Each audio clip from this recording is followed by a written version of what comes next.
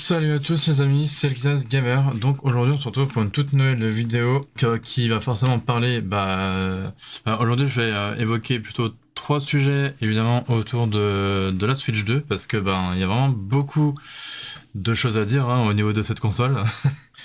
Déjà on sait tous qu'elle sort évidemment mondialement le 5 juin 2025, de cette année, logique, voilà. J'ai devant moi mes trois sujets que je vais évidemment vous évoquer dans cette vidéo du coup. Et oui, du coup, petit aparté, rien à voir avec la Switch 2, mais là je vais essayer en fait par rapport à mes sorties de vidéos de les sortir un petit peu plus tôt du coup. Genre au lieu de les sortir à 10h45 mes vidéos, je vais essayer plutôt de les sortir entre 8 et 9h du coup. Voilà, donc je dirais peut-être un petit 9h45, voilà, comme ça fait une heure en moins, mais bon, voilà, comme ça au moins je verrai ce que ça donne. Et vous dans les commentaires, vous me direz si ça vous plaît ou pas, ce genre d'horaire. Genre le 9h45 au lieu de 10h45 du coup. Donc voilà. Alors, donc je vais tout de suite évoquer mon premier sujet. Donc vous le voyez, je suis sur le site de Nintendo. Bon, de toute façon, mes trois sujets seront sur le même site, donc même s'il y a trois volets, mais bon, bref. Donc du coup, le premier sujet, c'est, vous le voyez juste au titre. Attendez, je vais me retirer juste 2 minutes. Voilà, donc là, on vous dit plus de 2 millions de précommandes de Switch 2 au Japon. Le président de Nintendo s'exprime. Alors déjà, je trouve que déjà, ça fait beaucoup. 2 millions de précommandes de Switch 2 au Japon. Pour l'instant, c'est au Japon. Voilà. De mon côté, ouais, je trouve que ça fait quand même beaucoup parce que 2 millions de précommandes quand même.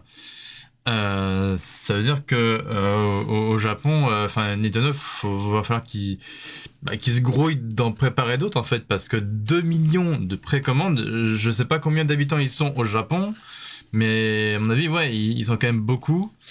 Donc à mon avis, imaginez ce que ça pourrait donner en France. Après nous en France, certes, on est beaucoup aussi, mais déjà, rien qu'au Japon, on a quand même 2 millions de précommandes de Switch 2 au Japon. C'est quand même un truc de fou. Donc, qu'est-ce qu'on dit là? Donc, c'est via Twitter que Furukawa, donc évidemment le président de Nintendo, s'exprime sur le lancement de la nouvelle console au Japon et du coup sur les loteries. On y apprend que 2,2 millions de Japonais ont déjà demandé une précommande Nintendo Switch 2. Donc, à mon avis, ils ont dû précommander sûrement au Japon sur le site de Nintendo Store, je pense en tout cas. Nintendo a commencé à accepter les demandes d'achat de la Switch 2 via My Nintendo Store, voilà, c'est ce qui me semblait un petit peu, sur la base d'une loterie. Donc c'est un petit peu comme chez nous en France, où en fait Nintendo Nintendo France du coup sur le site de My Nintendo Store, ils ont fait des précommandes, mais ils nous font faire des précommandes mais avec des stocks limités, c'est-à-dire que nous en France on a le droit on a le droit de faire une précommande de un produit par personne, donc c'est vraiment une commande par personne quoi, par client si vous voulez. Je pense que eux chez eux au Japon ils ont dû faire un petit peu le même principe. Donc c'est la base d'une loterie au Japon le 2 avril, donc depuis le 2 avril, faut compter depuis le 2 avril, donc depuis qu'ils ont annoncé la Switch 2 du coup. Enfin depuis qu'il y a eu le Nintendo Switch 2 direct de Nintendo du coup, et que quand il y a eu la date de sortie d'annoncer, donc le 5 juin, donc du coup c'est quand même un truc de fou. Donc depuis l'entreprise a reçu 2,2 millions de demandes, ce qui dépasse largement le nombre de consoles, évidemment, qu'elle sera en mesure de fabriquer et d'expédier via My Nintendo Store d'ici le 5 juin. Donc c'est ce que je disais un petit peu, c'est que vraiment Nintendo là ils ont vu qu'il y avait 2,2 millions de demandes, donc de précommandes de Switch 2, que du coup Nintendo ils se sont dit ok les mecs, on va accélérer le pas pour vraiment pouvoir fabriquer plus de consoles afin qu'il y ait vraiment assez de stock pour qu'on puisse envoyer des Switch 2 à tout le monde. Vous voyez, c'est un peu le bordel quoi. Donc imaginez les précommandes qu'il peut y avoir aussi, je sais pas, aux États-Unis ou même en France. Même si effectivement aux États-Unis, si les précommandes ont été un peu retardées, voilà, parce que chez nous, les précommandes de la Switch 2 ont ouvert depuis début avril, je crois, si je dis pas de bêtises. Oui, si, c'est ça, depuis début avril pour nous. Et aux États-Unis, ça a démarré depuis mi-avril chez eux, les précommandes aux États-Unis, donc pour les précommandes de la Switch 2. Donc, par conséquent, une grande partie des utilisateurs ayant postulé à la première loterie n'auront pas le droit d'acheter la Switch 2 lorsque les gagnants seront annoncés demain. Donc là, ça a été cet article a été posté donc le 23 avril. Donc là où je vous tourne cette vidéo, on a le 27 évidemment, donc ça fait déjà quelques jours. Donc Nintendo inscrira automatiquement les perdants. Voilà, donc ça c'est quand même bien. À la deuxième série des ventes par loterie, donc ça c'est quand même cool de la part de Nintendo, hein, qu'ils fassent ça pour les demandeurs de clients japonais, donc pour la Switch 2, afin de leur épargner cette peine. Afin de leur épargner cette peine. Mais la société prévoit qu'elle ne sera toujours pas en mesure de répondre à la demande dans son intégralité d'ici là.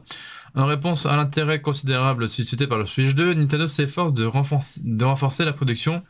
Entre-temps, les détaillants japonais devraient commencer à accepter les demandes de précommande à partir du 24 avril. Bon, ça c'est déjà un petit peu passé, enfin ça fait déjà quelques jours maintenant. Donc voilà.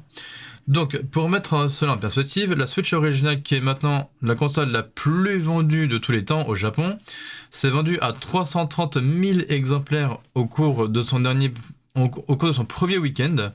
Maintenant, nous parlons de plus de 2 millions de demandes de précommande provenant uniquement du Nintendo Store. C'est sans compter les autres boutiques du Japon, c'est absolument démentiel. Et ça, c'est un truc de fou quand même, parce que certes, la Switch originale, on l'appelle la Switch 1 maintenant parce que bon voilà, mais c'est la Switch première du nom, on va dire, qui s'est vendue vraiment, mais dans le monde, qui s'est vraiment vendue pas mal de. Apparemment, rien qu'au Japon, elle s'est vendue à 330 000 exemplaires. Chez nous, je sais pas encore, mais ça doit être dans le même dans le même chiffre à peu près. Hein. Je pense qu'en France, il y a peut-être eu dans les 300 000 exemplaires vendus, hein, je pense. Mais rien qu'en cours de son premier week-end, hein, évidemment, quand il y a eu le lancement de la première Switch. Hein. Donc là, c'est rien que deux. Enfin, là, du coup, c'est 2 millions de demandes uniquement sur le Nintendo Store. Hein. Donc ça, c'est quand même fou. Hein. Donc voici le tweet et sa traduction. Donc bonjour à toutes et à tous, ici Furukawa. Afin de vous livrer votre Nintendo Switch 2, nous avions commandé et commencé à produire de nombreux composants en amont, voilà, pour qu'ils aient vraiment assez de stock de la Nintendo Switch 2. Le 2 avril, nous avons dévoilé les détails de la Nintendo Switch 2 et lancé les inscriptions à notre première loterie sur le site My Nintendo Store. Nous avons reçu près de 2,2 millions de candidatures rien qu'au Japon. Donc imaginez dans les autres pays, que ce soit les États-Unis, Chine, France, etc., etc. Ce nombre dépasse de loin nos prévisions et excède largement le volume de consoles que nous serons en mesure d'expédier pour le lancement du 5 juin. Voilà, donc ça veut dire en gros, va falloir qu'on se dépêche les gars pour produire assez de consoles pour qu'ensuite qu'on puisse en envoyer pour tout le monde le 5 juin, en gros au lancement quoi. C'est pourquoi nous sommes au regret de vous informer que lors de l'annonce des résultats de la première loterie, donc qui a eu lieu donc le 24 avril, de très nombreux participants ne seront pas sélectionnés. Pour éviter à chacun d'avoir à se réinscrire, nous reporterons automatiquement les dossiers non tirés au sort à la deuxième loterie. Malgré cela, même en cumulant les volumes des deux séries de tirage, nous ne pourrons pas satisfaire toutes les demandes. Et évidemment, parce que je pense que d'ici là, ils ont peut-être pas assez produit, ils ont peut-être pas produit assez de consoles. Du moins jusqu'au 5 juin évidemment. Donc nous vous présenterons nos plus sincères excuses de ne pouvoir répondre à vos attentes malgré nos préparatifs anticipés. Parce qu'il faut quand même qu'ils puissent anticiper jusqu'au lancement de la Switch, donc le 5 juin. Enfin, de la Switch 2 quoi. Pour pouvoir vraiment envoyer assez de consoles pour tout le monde quoi. Donc que ce soit au Japon ou autre. Donc face à un tel engouement, nous renforçons dès à présent nos capacités de production. Donc voilà, donc en gros, ils se dépêchent de produire assez de stock hein, pour qu'ils envoient à tout le monde.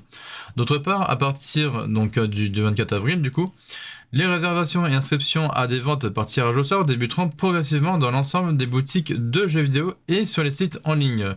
Les modalités variant selon les enseignes. Donc voilà, vous voyez, il n'y a pas que sur il n'y a pas que sur le site de Nintendo Store, il y a aussi sur les sites revendeurs. Donc ça peut être Carrefour, Leclerc, Auchan, mais aussi Amazon, Cdiscount et ainsi de suite, même Micromania, etc. quoi. Donc sur les My Nintendo Store, les ventes se poursuivront également au-delà du jour de la sortie, donc heureusement encore. Nous vous communiquerons bientôt tous les détails. En collaboration avec nos revendeurs, nous continuerons à expédier sans relâche le plus grand nombre possible de Nintendo Switch 2 pour que vous puissiez recevoir un exemplaire. Voilà, donc ça c'est quand même bien ce qu'ils font Nintendo, c'est que certes, au Japon, ils ont eu quand même plus de 2 millions de précommandes. Mais d'un autre côté, ils se sont dit, ok, bah quand on commencera à plus avoir assez de stock de Switch 2, et ben nous on va en reproduire derrière pour après pouvoir expédier vraiment à tout le monde pour que vous, chez vous, vous ayez un exemplaire de Switch 2. Vous voyez, c'est quand même bien ce qu'ils font Nintendo, quoi. Comme ça, au moins, dès qu'ils voient vraiment qu'il commence à plus avoir de stock, hop, ils vont se dépêcher du coup de refaire d'autres Switch 2 pour après en expédier partout dans le monde, quoi, j'ai envie de dire. Enfin, pour ceux et celles qui ont fait la précommande, en fait, hein, tout simplement. Hein. Donc enfin, soyez rassurés que nous avons prévu de produire et d'expédier un volume conséquent de Nintendo Switch 2 dans les mois à venir. Nous sommes désolés des délais d'attente imposés et vous remercions par avance de votre compréhension. Voilà, donc ça c'est par rapport du coup aux précommandes de la Switch 2 au Japon, hein, donc qui a vraiment eu plus de 2 millions au Japon donc de précommandes. Donc c'est quand même 2,2 millions de Japonais hein, qui ont fait une demande de précommande de Switch 2 donc sur le site de Nintendo Store. Donc ça c'est quand même fou. Ensuite, le deuxième sujet, donc il va parler donc des fameuses, pas vraiment des Game Key Cards, mais du coup, je vais retirer ma caméra 2 minutes aussi. Donc là, on vous dit sur le deuxième sujet, Nintendo Switch 2, donc vous n'aimez pas la Game Key Card, EA, donc Electronic Arts, a une solution pour vous. Et juste en dessous, c'est marqué Nintendo Switch 2, le retour des codes in a box avec Split Fiction malgré les Game Key Cards. Alors, oui, du coup, je vais quand même vous lire l'article. Avec l'introduction des Game Key Cards, donc les Game Key Cards, je vous rappelle un petit peu ce que c'est on va vous acheter une boîte de Switch 2 avec une cartouche de Switch 2 dedans, sauf que cette cartouche, il faudra insérer la cartouche de Switch 2 dans votre console Switch 2 pour pouvoir ensuite télécharger tout le jeu en fait sur la cartouche, et après une fois que vous enlevez la cartouche et que vous l'aurez insérée, vous pourrez jouer autant de fois. Mais du coup, c'est pas vraiment du physique, c'est à la fois du physique mais à la fois du démat. Donc c'est un petit peu des deux, c'est un peu le délire quoi. De nombreux joueurs espéraient voir apparaître les codes in a box, donc comme on a eu sur certaines boîtes de Switch 1. Donc par exemple, je prends l'exemple de la boîte, admettons de la boîte Switch Fortnite. Je prends l'exemple de Fortnite apparemment. Bref, vous m'avez compris. Donc, si je prends l'exemple de la boîte de jeu donc Fortnite sur Switch, et ben il n'y avait pas la cartouche de jeu dedans, c'était juste un code de téléchargement du coup à rentrer donc dans le Nintendo Store, dans le Nintendo eShop je veux dire, pour que vous puissiez ensuite télécharger le jeu du coup pas en physique mais en démat, donc du coup sur votre Switch. Ces éditions physiques vendues en magasin, qui ne contiennent en réalité qu'un code de téléchargement, donc voilà, c'est ce que je disais, sans aucune cartouche, ce format assez courant sur Switch 1 est souvent critiqué par sa nature trompeuse. Vous achetez une boîte, mais rien de physique ne vous permet d'installer ou de transmettre le jeu sans accès à Internet ou sans compte lié. Malheureusement, cette pratique semble persister sur Switch 2. Le premier jeu à ressurgir dans ce format n'est autre que Split Fiction, donc le jeu qui est sorti il n'y a pas longtemps sur PlayStation et Xbox, il n'y a pas longtemps. Un titre dont la jaquette a récemment été repérée en ligne avec un avertissement en français indiquant qu'il s'agit d'un téléchargement complet sans cartouche. Voilà. Donc, ça a été un petit peu la solution d'Electronic Arts qui dit, qui nous dit en gros, si vous aimez pas les jeux de Switch 2 en version Game Key Cards, et du coup, nous, on vous offre la possibilité d'acheter le jeu Split Fiction sur Switch 2, mais par contre, ça sera pas il y aura pas de cartouche de Switch 2 du coup dans la boîte, ce sera juste un code de téléchargement, c'est-à-dire vous aurez juste la boîte, mais pas la cartouche dedans, ce sera juste un code de téléchargement à télécharger sur la Switch 2. Génial. Donc là, vous voyez, c'est marqué, là c'est marqué en anglais du coup. Donc là, on voit bien un full game download, 6 back, etc. Alors, Game Keycard, donc est différent du coup de Code in a Box. Donc la distinction est importante. Les Game Keycards, bien qu'elles nécessitent aussi un téléchargement inclus une vraie cartouche physique, celle-ci agit comme une clé d'activation et doit être insérée pour lancer le jeu. L'avantage, vous pouvez toujours prêter, revendre ou collectionner les cartouches. À défaut d'être une version 100% physique, c'est un compromis acceptable pour certains joueurs, à l'inverse d'un code in a box qui n'a aucune utilité physique une fois le code utilisé, ça me paraît logique. Impossible de le transmettre ou d'en faire usage sur un autre compte, pour beaucoup cela revient à vendre une boîte vide, un format vu comme inutile ou même trompeur dans l'univers du jeu vidéo. C'est-à-dire que même si vous achetez une boîte de jeu, que ce soit Switch ou Switch 2, qu'elle soit vide, que ce soit juste un code de téléchargement, ce code de téléchargement, eh ben malheureusement, vous ne pourrez l'utiliser qu'une seule fois. C'est-à-dire qu'après, si un jour vous avez l'idée de revendre cette boîte, bah celui auquel vous aurez réussi à revendre cette boîte, et ben cette personne-là ne pourra plus utiliser ce code, puisque bah du coup il aura déjà été utilisé, donc ça sera plus possible de l'utiliser sur une autre console, puisque bah déjà parce que du coup il a déjà été, enfin ce code de téléchargement il a déjà été utilisé, que contrairement du coup à une boîte de Switch 2 avec marqué dessus donc en gros Game Keycard, où là vous insérez la cartouche dedans. Et qu'en gros vous téléchargez donc le jeu sur la cartouche, bah là après vous pouvez ensuite du coup enlever retirer et remettre la cartouche pour pouvoir jouer au jeu comme vous voulez quoi. Donc Split Fiction, un retour en arrière. La jaquette de Split Fiction révélée par les revendeurs montre clairement en français la mention d'un téléchargement complet du jeu, donc comme on peut voir ici, sans aucune référence à une Game Keycard ou à une cartouche. Cela signifie que l'édition vendue en boîte ne contient qu'un code imprimé, comme à l'époque de la Switch 1. Pour un jeu commercialisé au lancement d'une nouvelle console, cela soulève des interrogations. Nintendo avait pourtant semblé tourner le dos à cette approche. L'introduction des Game Keycards pouvait laisser croire à une volonté de standardiser un format plus physique, même pour les jeux qui nécessitent un téléchargement. La présence de Split Fiction dans ce format dès le départ remet en question cette direction. Donc une pratique appelée à durer. Si Split Fiction ouvre la voie à d'autres jeux distribués en code in a box sur Switch 2, cela pourrait relancer un débat que beaucoup espéraient clos. Les joueurs attachés au format physique risquent d'être de plus en plus vigilants face à des éditions qui, malgré une boîte en rayon, ne garantissent plus une expérience hors ligne ou pérenne. Donc voilà, ça me paraît logique aussi. Il reste à savoir si cette version de Split Fiction est propre à certaines régions ou s'il s'agit d'une tendance plus large. Dans tous les cas, les consommateurs devront désormais scruter attentivement les mentions sur les jaquettes pour éviter les mauvaises surprises. Et ouais, donc à mon avis, il faudra faire gaffe sur certaines jaquettes de jeux Switch 2, à voir si ça sera...